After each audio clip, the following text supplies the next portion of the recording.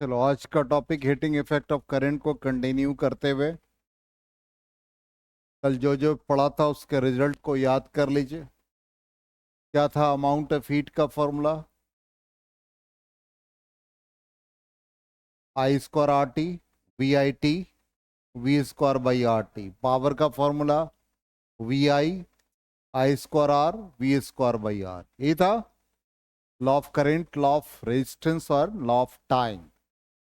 ठीक, पावर का फॉर्मूला यही आ गया था प्रीवियस क्लास में। ठीक, पावर जो हम लोग इंजीनियरिंग यूनिट यूज करते हो 1 HP 746 वाट, कल बता ही दिया था। और रेटेड वैल्यूज हमने बता दिया था कि बल्ब पे जो भी लिखा रहता है पावर वो रेटेड पावर होता है, और जो वोल्टेज लिखा रहता है वो रेटेड वोल्टेज होता है। उससे उस अप्लायंस का रेजिस्टेंस हम लोग निकाल सकते हैं।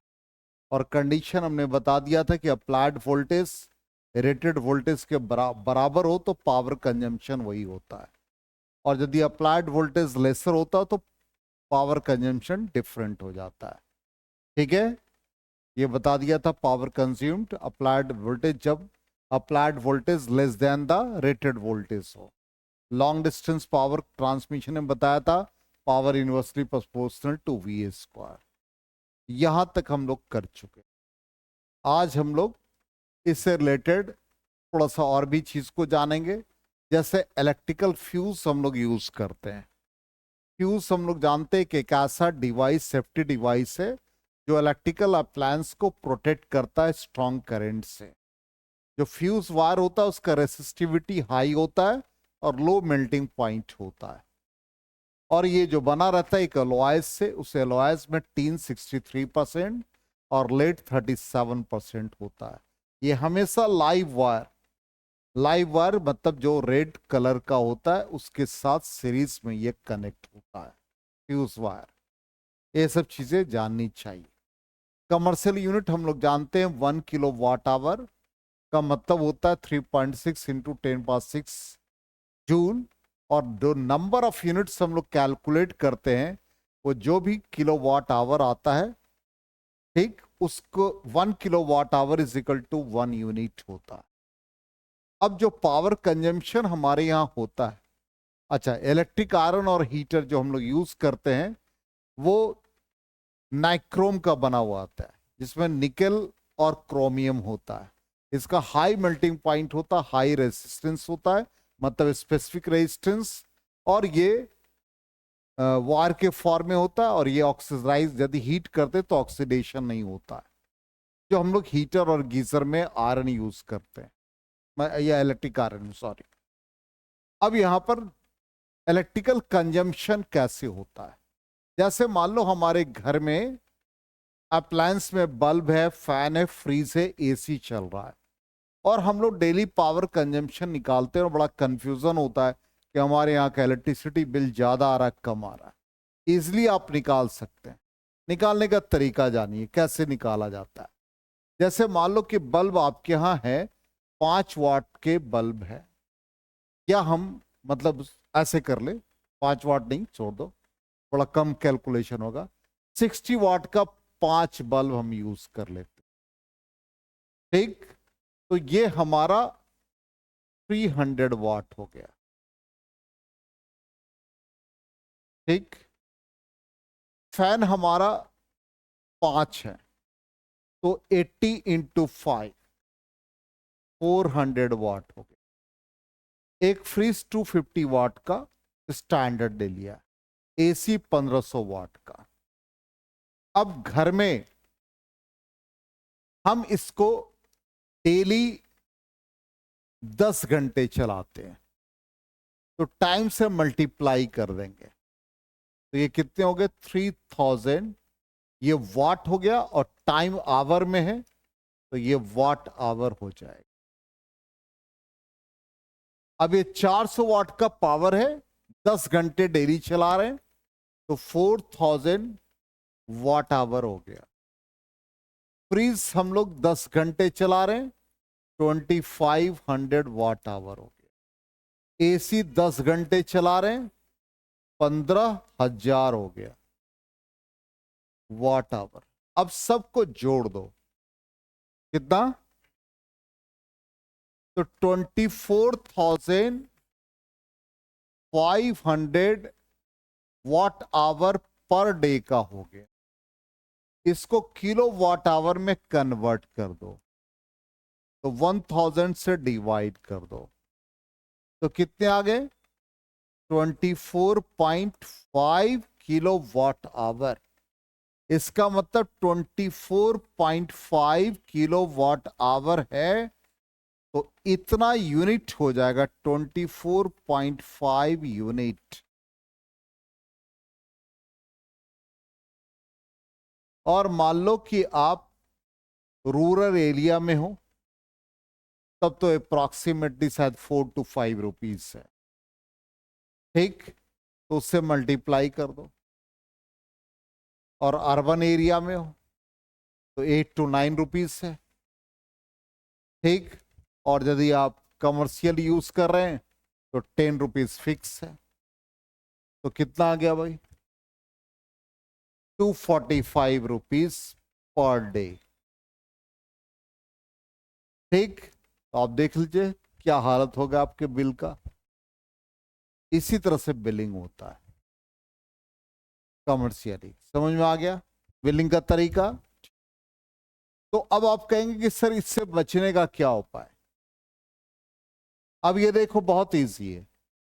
आपका पर डे का कंजम्पशन, जब आप ये 1 घंटे का निकालोगे, ये इसको आप जोड़ रहे हो, तो 24,500 एट ए टाइम, एक बार में आप कितने वाटेज यूज कर रहे हो, ये देखो, उतना आपको लोड लेना पड़ेगा। इसलिए जब भी हम लोग एसी चला रहे हैं तो एयर कंडीशन 1500 वाट ले रहा है एट ए टाइम। ये 300 कितने हो गए? 18, 4, 22। इसका मतलब 3 kb का लोड मिनिमम होना चाहिए। 3 kb से लोड कम है तो आपको पेनाल्टी भरना पड़ेगा। इसलिए एक साथ यदि आप एसी चला रहे हैं तो आप फ्रीज को बंद कर दें। हम लोग भी इस सेंटर पे चलाते, तीनों रूम में एसी। यहां एसी बंद होता तो दूसरा चलता है। दिन में 1 घंटे का ये चलता है सेकेंड बैच का, तो उधर सारा ऑफ करना पड़ता है, क्योंकि 3 किलोवाट का लोड है यहाँ। एट ए टाइम 3 किलोवाट से ज्यादा आप लोड देंगे तो बिल ज्यादा आएगा। इस चीज का ध्यान रखा करें। ठीक है, चलिए, ये आपके लिए एक जानकारी थी। बहुत लोगों को पता ही नहीं होता है, पढ़ते रहते हैं कि कैसे पावर कंजम्पशन होता। अब आ जाए इफेक्टिव पावर। जैसे हम बल्ब को सीरीज में कनेक्ट करते हैं, तो एक बल्ब का पावर P1 मान लो 40 वाट का, 60 वाट का, 100 वाट का, और वो जो V है वो उसका क्या है? Rated potential 220।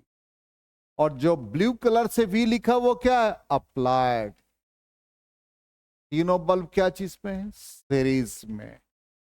क्या फॉर्मूला लगेगा सीरीज में? क्या फॉर्मूला लगेगा? रेजिस्टेंस का क्या फॉर्मूला होता है?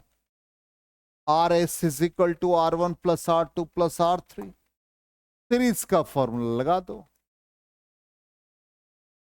क्योंकि हम आपको सीरीज का बता रखे रेजिस्टेंस। अब यहां पर क्या हो गया? रेटेड वोल्टेज और अप्लाइड वोल्टेज सेम है, तो V सेम लगा, तो V square by power in series. V square power P1, V square power P2, V square power P3। तो क्या आ गया? 1 बाई रेसिप्रोकल सम आ जाता है, 1/P1 plus 1/P2 plus 1/P3। तो सीरीज में इस तरह का फॉर्मूला बन जाता है। आया समझ में? चलिए नोट कर लीजिए, फिर आगे बढ़ते हैं।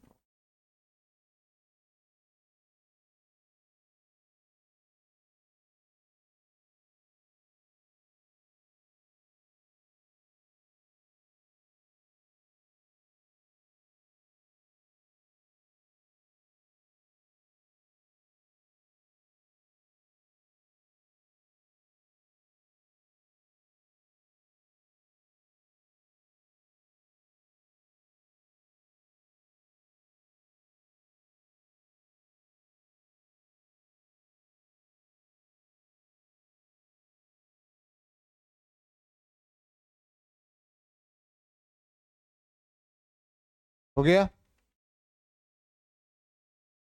चलो नेक्स्ट आ जाओ, सीरीज में आ गया फॉर्मूला। अब पैरेलल में इलेक्ट्रिकल अप्लायंसेस है, तो पैरेलल का रेजिस्टेंस का फॉर्मूला लगाओ,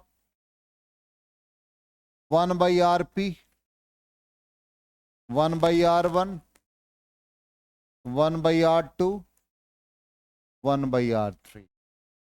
हो गया। दोनों का अप्लाइड और रेटेड वोल्टेज सेम,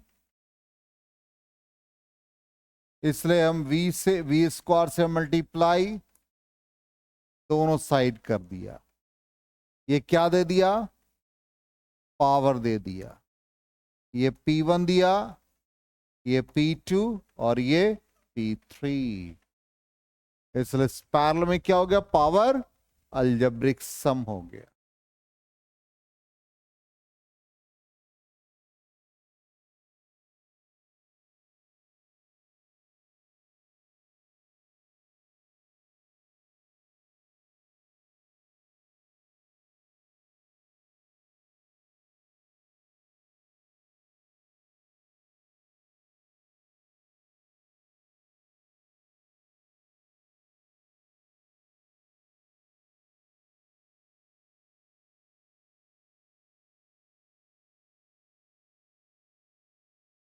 कहां पर? हाँ, पावर इन पैरेलल कॉम्बिनेशन, या P टोटल भी लिख सकते हो गया। तो सीरीज और पैरेलल हो गए, इरेज करें।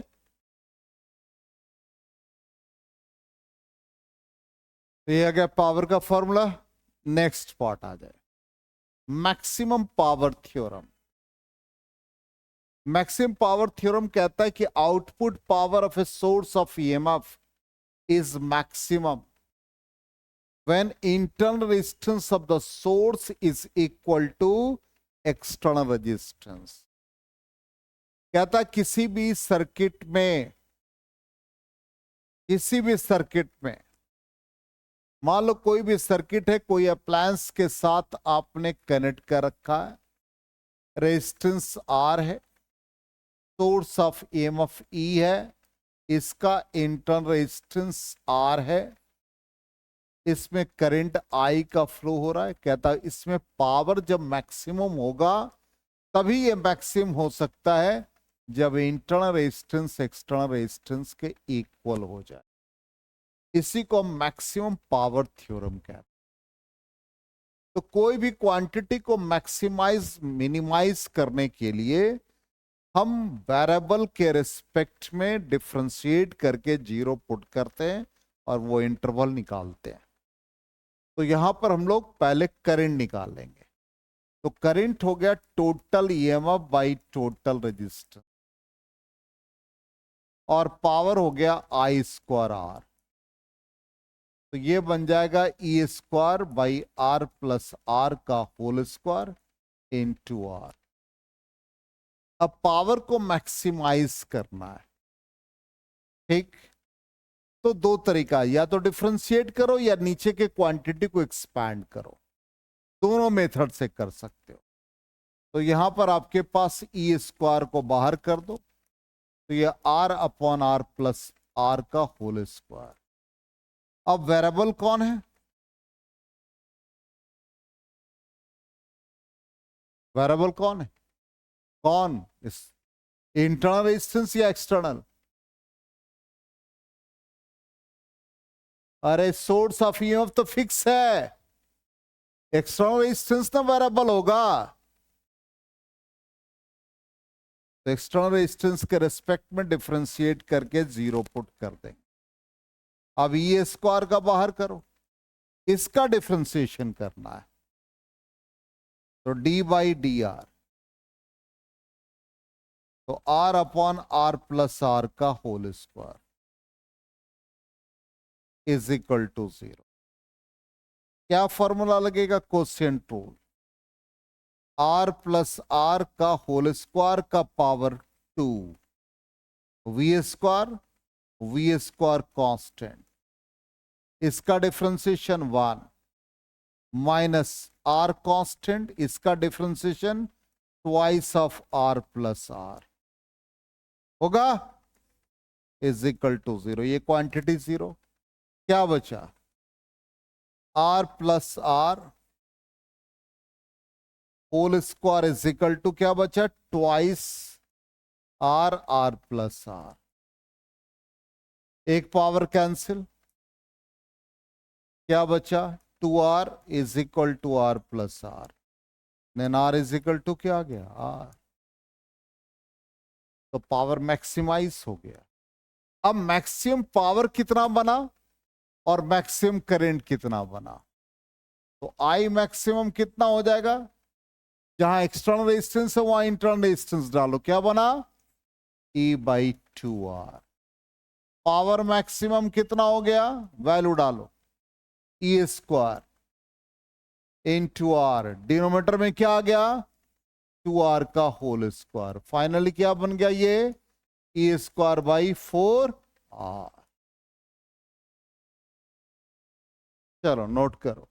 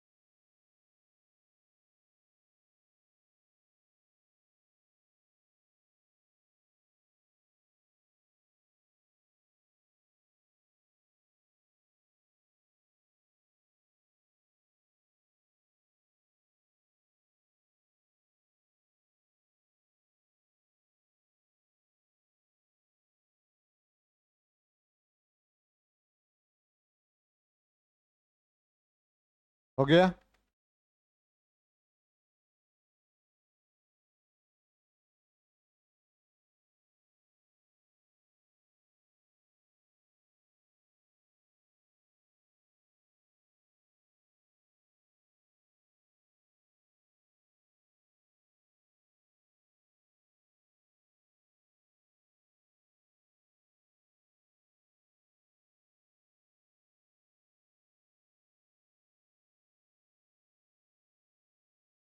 नहीं हुआ अभी तक?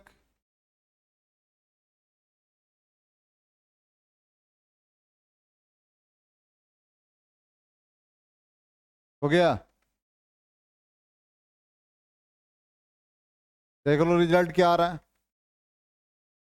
यही है, E²/4R। ठीक, हमेशा इसी फॉर्म में लिखोगे, इस फॉर्म में नहीं लिखोगे। चलो ये आ गया। अब ग्राफिकली देखो ऐसा नेचर आएगा। क्यों ऐसा? क्यों ये पैराबोलिक पाथ, E² क्या है? स्क्वायर के टर्म में, इसलिए पावर और रेजिस्टेंस के बीच में ग्राफिकल रिप्रेजेंटेशन ऐसा ही आएगा।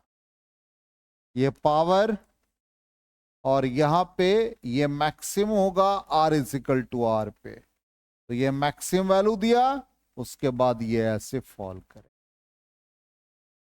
इसलिए पावर और एक्सटर्नल रेजिस्टेंस के बीच जब ग्राफ प्लॉट करेंगे तो R/R पर मैक्सिमम वैल्यू देगा, उसके बाद ये ग्राफ का नेचर ऐसा होगा। आगे समझ में?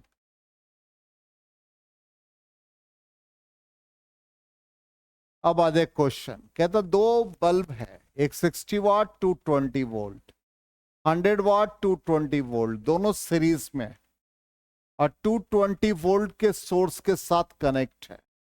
कहता किस बल्ब का ब्राइटनेस ज्यादा होगा? तो देखिए दोनों का सबसे पहले रेजिस्टेंस निकालो। रेजिस्टेंस 60 वाट का रेटेड वोल्टेज 220 बाई पावर 60। इसका रेजिस्टेंस निकालो 100 का, 220 होल स्क्वायर बाई 100। किसका रेजिस्टेंस ज्यादा? 60 का होगा। सीरीज में करंट कांस्टेंट, ठीक। तो amount of heat directly proportional to resistance, formula होता है H is equal to I square R T. I constant, तो H directly proportional to resistance, तो अमाउंट ऑफ हीट किस में ज्यादा, 60 में, इसलिए 60 वाट का बल्ब ज्यादा ब्राइटर होगा।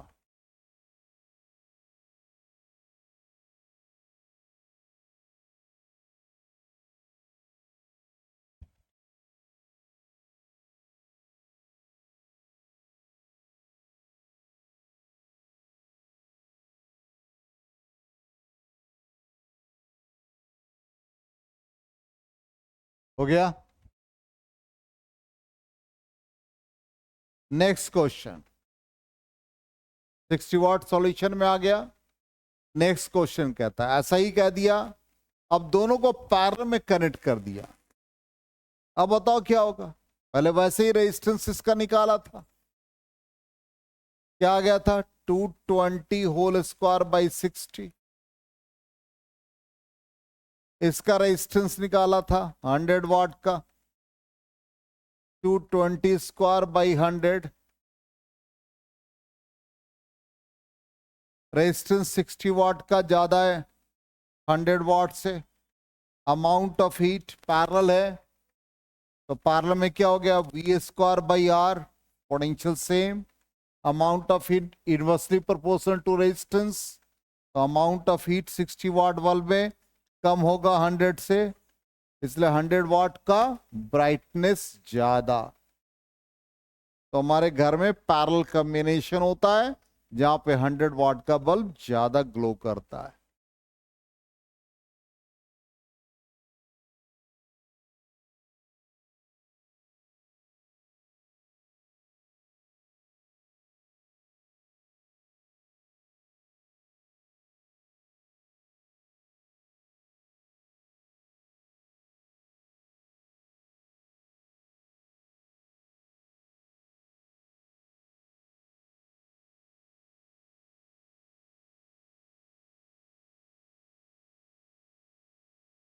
हो गया।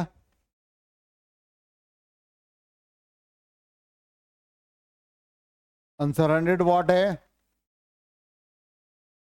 अब क्वेश्चन कहता है, show that the efficiency of A battery when delivering maximum power is only 50%। किसी भी बैटरी का एफिशिएंसी कहता 50% ही होता है। एफिशिएंसी हम लोग निकालते हैं output power upon input power. किसी भी डिवाइस का output power upon input power, और 100 से मल्टीप्लाई कर देते तो परसेंटेज के टर्म में आता है। तो आउटपुट पावर क्या है, तो पावर हम लोग क्या लिखते हैं, पावर के कितने फॉर्मूला है, दो ही देखते हैं, 3 फॉर्मूला है। मान लो कोई भी अप्लायंस का रेजिस्टेंस आर है और इसको सोर्स से कनेक्ट कर दिया, यही सोर्स ऑफ ईएमएफ ई है। तो आउटपुट पावर जब भी लिखेंगे तो क्या लिखेंगे, और इनपुट पावर क्या लिखेंगे।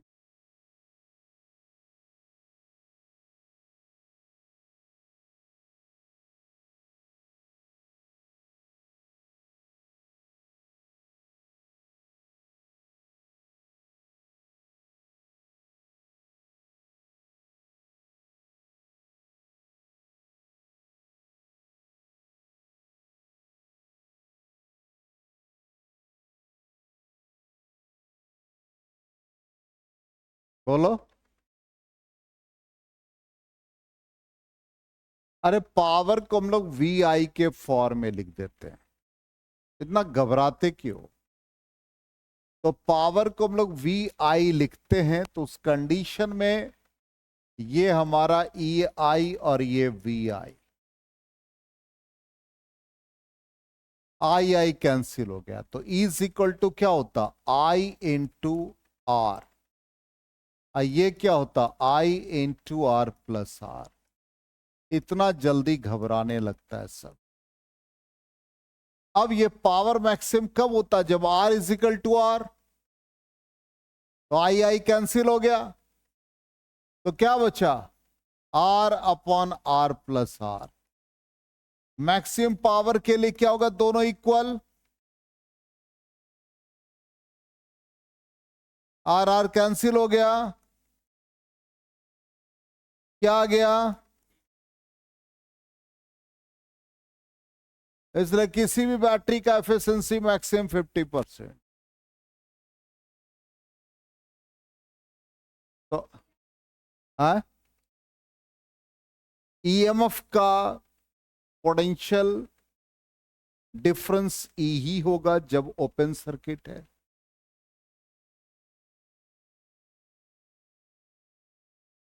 फॉर्मूला होता वी आई ना, तो ईएमएफ के क्रॉस क्या हो गया? ई आई।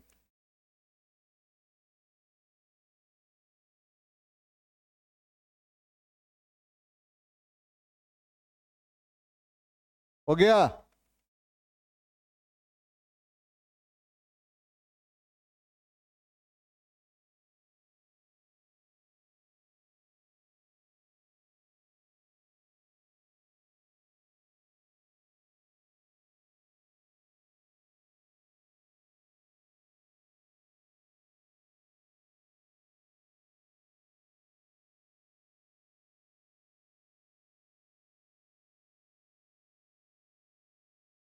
नोट कर लिया सबने? तो 50%। कहता है if the current in electrical bulb changes by 1% then find the power changes. Current electrical bulb में कितना चेंज हो रहा है, तो पावर चेंज कितना होगा? पावर और करंट में क्या रिलेशन है? आई स्क्वायर आर। इसका मतलब बता रखा, जब भी परसेंटेज निकालना है तो लॉग ले लेते हैं, याद है? ये क्या हो जाएगा? 2 लॉग आई बेस ई। ये क्या लिख देते हैं? Delta P by P into 100 होता है, is equal to 2 delta I by I into 100। ये कितना चेंज हो रहा है? 1%। तो कितना पावर में चेंज हो गया?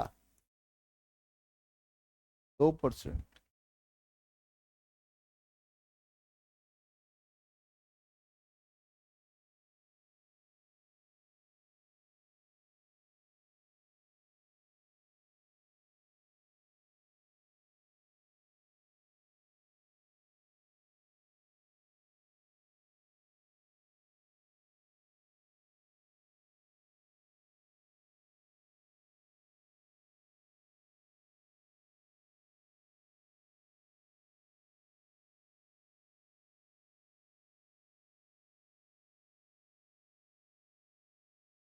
हो गया?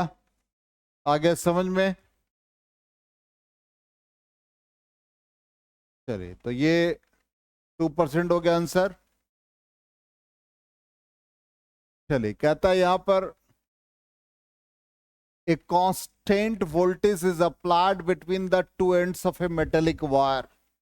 If both the length and radius of the wire are doubled, then find the rate of heat produced in the wire. Amount of heat कहता है क्या है? दोनों का लेंथ और रेडियस डबल कर दिया। लेंथ और रेडियस दोनों का डबल कर दिया तो rate of heat produce in the wire कितना होगा? बोलो।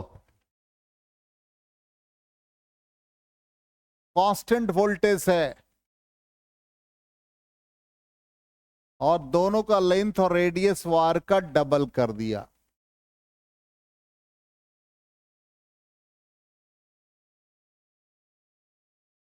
रेजिस्टेंस निकालो। रेजिस्टेंस का फॉर्मूला क्या है?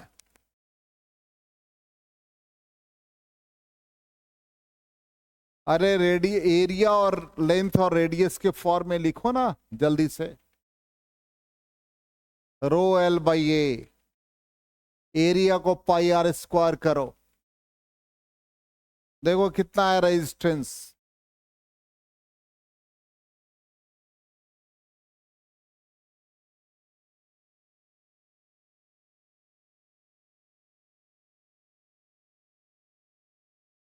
रो एल बाई ए कितना है, लेंथ कितना हो रहा है, डबल कर रहे हैं, ये 2L, इसको rho L by area pi R square लिख दिया, तो ये पाई आर, आर क्या बन गया, 2R बना। अरे बोलो नहीं यार तुम लोग, तो ये क्या बन गया, 4 pi R square, it means 1/2 rho L by pi R square, होगा कि नहीं। अब यहां पर ये 1/2, ये इनिशियल है, अरे रो एल बाई ए, तो ये इनिशियल है, इसको R1 मान ले, इसको R2 मान ले, होगा रिलेशन, ठीक। वोल्टेज कांस्टेंट है, तो उस कंडीशन में amount of heat inversely proportional to resistance होगा। नहीं पढ़े हो, एकदम नहीं पढ़ते हो। V square by R T है, H equal to I square R T है, H equal to V I T है, कौन सा फॉर्मूला लगेगा तब, तो amount of heat inversely proportional to resistance, तो यह H1 by H2 is equal to R2 by R1, तो R2 बाई R1 कितना आ रहा है, 1/2, तो H2 कितना आ गया है, आया समझ में।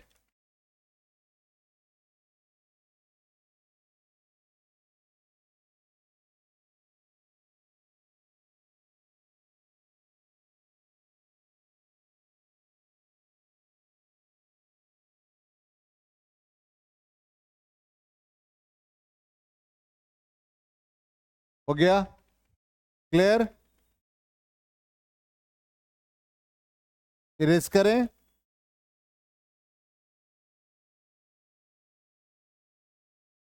चलिए नेक्स्ट आ जाए। कहता two resistances R1 R2 when connected in series and parallel with 1, ये बना के लाओगे, चलो बहुत क्वेश्चन बता दिए, ये बना के लाओगे, है ना पीडीएफ में लास्ट वाला क्वेश्चन, ठीक है, ऐसे सॉल्व कर दिए, इजी है बनाना। चलिए तो ये टॉपिक हमारा, एक ही क्वेश्चन होमवर्क दिया, खत्म हो गया, ठीक। तुम लोग पता किए सिलेबस में क्या है, पता कर लो, पता करने के बाद बता दो, ऐसे कल से हम magnetic effect of current start कर देंगे, और जरूरत होगी बीच में तो हम बता देंगे पोटेंशियोमीटर, ठीक है।